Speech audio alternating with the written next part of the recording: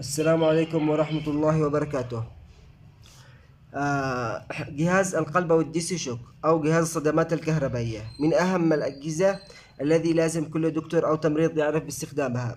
جهاز الدي سي شوك أنه يبدأ شحنة كهربائية للقلب علشان يوقف كهربائية القلب الجزء من الثانية، مش مش علشان يشغل كهربائية القلب زي ما بعض الناس مفكرة. واحنا بنعمل الحركة هذه على امل انه لو القلب لسه بيبول انه لسه فيه دم اكسجين انه يرجع يشتغل ثانية ولوحده اوتوماتيك. وطريقة استخدام جهاز الديسي شوك طريقة سهلة جدا، طريقة سهلة جدا.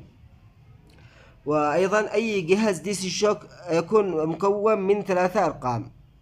اول جهاز ديسي شوك يكون مكون من 3 ارقام، شوفوا 3 ارقام، 1 و2 و3. والمطلوب منك انك